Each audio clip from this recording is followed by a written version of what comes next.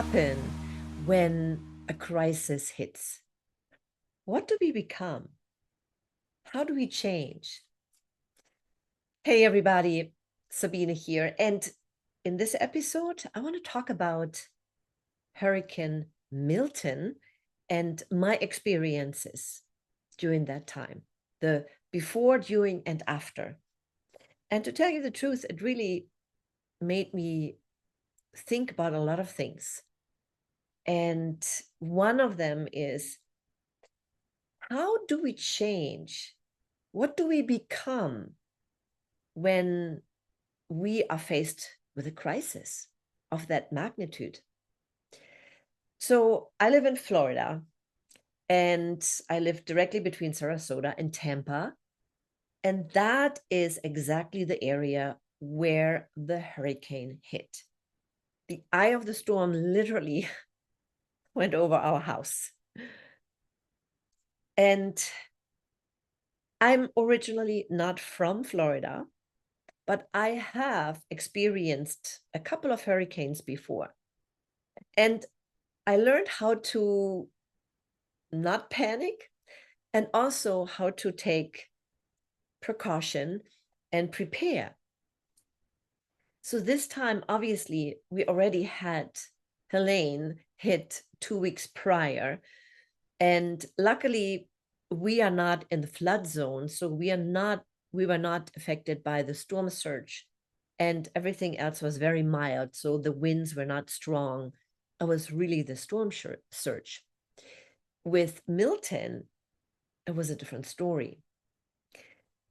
The forecast was that it's supposed to be Hurricane 5, which is the highest and most devastating storm you can imagine. And even if it would go down to a 4 when it hit landfall, it's still bad. So obviously, everybody here in Florida prepared accordingly, because not only the coastal area, but the whole storm went through the entire peninsula. Is it a peninsula? Well, through entire Florida, especially in the middle to the other side. And on the other side, it was still a strong storm on the Atlantic side. But what also happened was a lot of tornadoes that came along with it, and they did a lot of destruction. So we all took the announcement to evacuate very, very serious. For those who did have to evacuate, we're in the evacuation zone. And for all the others, we also did precaution. You know, we put up our storm shutters, and we live in a very relatively new development, and the houses are strong. So I wasn't afraid of it, but we prepared. We prepared to have enough water, filled up the tubs with water. So if we had to use it to flush the toilet and clean dishes, we had enough. And we had enough drinking water. We also got batteries, and we were prepared. But here's one thing that I noticed and experienced. When you're faced with a crisis, all of a sudden people seem to work together more, are there for each other, are more compassionate. Beforehand, when we were out walking our dogs, all of a sudden we got into conversations with people that we've never talked before. And it was all about, of course, hey, are you prepared? Let us know if you need anything. And then just started talking and got to know people. Even those who you perhaps thought, they're weird, right? But it's interesting to see how human beings are working together, and especially afterwards. But let's not jump ahead. So we got everything prepared, and we even came to a point to figure things out that we weren't able to do before. There were some storm shutters for our windows, for our 3 sliding doors that we had in the back. And we weren't able to put it up before because the owners, the previous homeowners, put in a patio, and that messed up all the screws that were in the walls. So we couldn't have the flexibility to hook the storm shutters in. And that was a little bit nerve-wracking. So my husband came up with the idea, you know what? I think we can make it work if we unscrew all the screws, and then we just kind of, maybe we can get them to work. Long story short, I don't want to bore you with the details. The day before, or the day of the hurricane even, we finished up and got the big window, our sliding glass doors covered with storm shutters, and I felt safe. So the storm was supposed to hit on Wednesday night, and it did.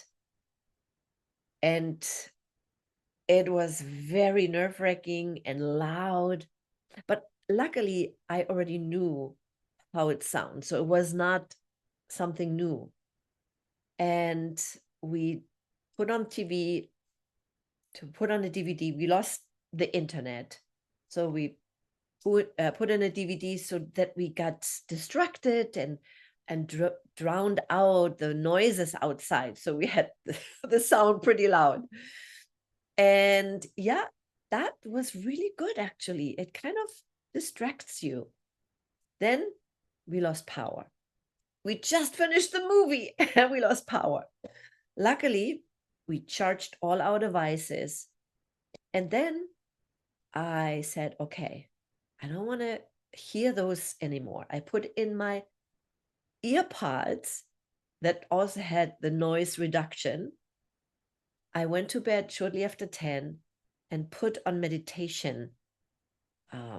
It was actually not just music, but it was a meditative story that went on. It was kind of a journey, a meditative journey, and then it went on for hours just with the music.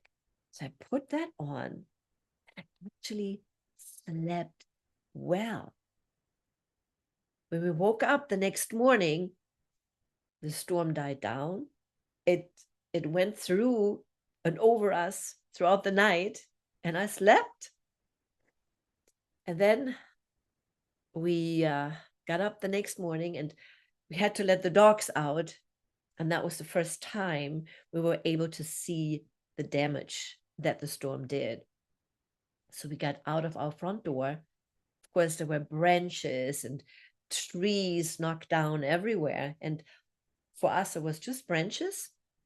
And then I saw shingles, roof shingles everywhere in our driveway, in our yard. But luckily, our roof looked good. Now, let's see how it looked in the back.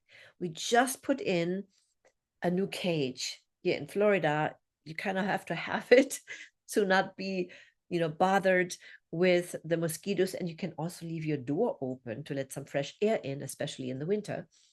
So we walked around and we looked,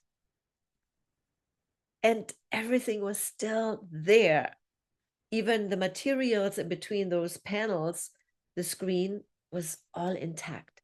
Some was a little bit loose, and the only thing that was damaged was our door. So we couldn't get in, so we had to take out the screen to open from the inside so we can get inside the cage, so we can take down our storm shutters. Otherwise, we wouldn't have been able to get out. So we had to go in. But that was okay. That's a minor repair. And then I looked to the right, and there was our neighbor who just put in a pool and a cage. I think 2 weeks prior, they were finished. All the screens were gone. We still didn't have power. So we had to make sure to not go into our refrigerator freezer, so to keep it as cold as possible. We had plenty of food and water, so nothing to worry about. We started cleaning up that day. Many people were cleaning up. And again, neighbors were coming out asking, how did you do? Do you need any help? And it was almost like a quote unquote street party. It seemed like it. But of course, it was not a party. It was like just people gathered together, helping each other. So that was cleanup day, pretty much. And we didn't have power, but luckily it was a nice, cool day for Florida Verhältnisse, I would say in German, for standards. So it was not too hot and there was a nice breeze. So we were able to open the doors and it was comfortable. And then we had daylight because, of course, now we took down the storm shutter so we could see again. And then we were making plans. So what should we do if we don't get power? We have to take the food out to not get it spoiled and so forth. But luckily, just at sunset, we got our power restored. And we also had our T-Mobile that always was there. We always had internet. I think they Starlink and T-Mobile worked together. So thank you, thank you, thank you. So we never lost connection to the outside world, especially, of course, for me and my family, because they were worried. They were in Germany and they saw the pictures from Helene, and then they got all the pictures, obviously, and also the warnings for Hurricane Milton. So they were totally worried and said, oh, please let us know what's going on. So I was glad that I was able to let them know that we were okay. So now the aftermath. And I know I wanted to help in any way I could. Yeah, Friday, my husband had to get back to work and I was catching up with things that I had to do work-wise because there was nothing on Tuesday and Wednesday and Thursday. It was all about preparation, making sure you're safe, etc., etc. So Friday I caught up, but then on Saturday I wanted to make sure that I could help somewhere. And I knew that especially Siesta Key, the key that is right in front of Sarasota, was hit hard. And they were hit hard with Helene. And I had some friends over on the key. So I wanted to drive over. I know the day before we couldn't, if we are not, if we don't live there. But on Saturday, we were able to do so. So that was my day to say, hey, what can I do? So I went to a organization that I support that was an animal rescue. I was there. I brought some water there. And then I drove over to the Keys. And what I saw there was devastating. The distractions that I could see that was there from both hurricanes was very, very sad. And at one point, I was just driving around and passed out water for people who worked there to clean up. Some were hired workers. But then I also saw this one couple that just looked through the damage and through the garbage and tried to clean up. And they had one of those smaller Florida houses, how it used to be. And you cannot build those any longer. You have to have it on stilts so that the water can go through. But they still had one of those and everything was destroyed. And I can only see on their faces how sad it was for them. They rented somewhere to go after Helene already, and just trying to clean up and figure out what's next for them. So I just gave them some water and some protein bars that I had. That's really all I could do. and just sending them some silent prayers, and expressed how sad it is and that I felt sorry for them and I wish them all the best. Really, that's the only thing I could do. And just driving through that area, it looked like a war zone. I realized at that moment how blessed I was that nothing bad happened. And yes, one of the things, when you live so close to the water, you know, that's the downside of living in paradise. There's a price to pay for everything, no matter where you live. But here's the thing, when you see what's happening in nature, we cannot blame Mother Nature. We can only blame ourselves. And that is what we do to Mother Nature. And there is always a way that nature will help itself in one way or another. And hurricanes are a way for nature to cool down the oceans. And right now we know it is scientifically proven that the temperature, the earth temperature went up and the water is warmer than it was before. The ice caps are melting. Those glaciers are diminishing. And part of the reason is because of the global warming, the climate change that we see right now. And of course, we are part of the problem. So the question is, can we be part of the solution? And the answer is yes. But the question also is, we have to be educated. We have to educate people more. And there has to be a balance between the private sector and regulations, right? The private sector has to step up. And that means corporations have to step up and take responsibility to do something.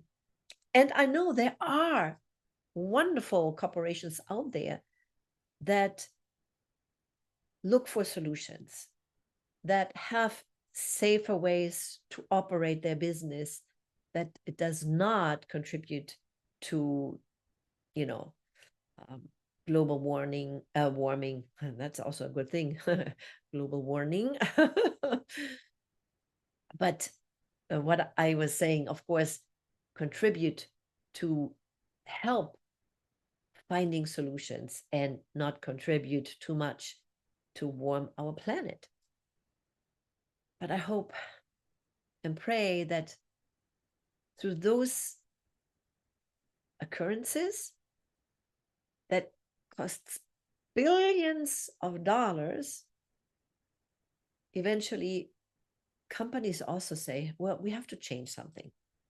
We have to make sure that we protect our future generations.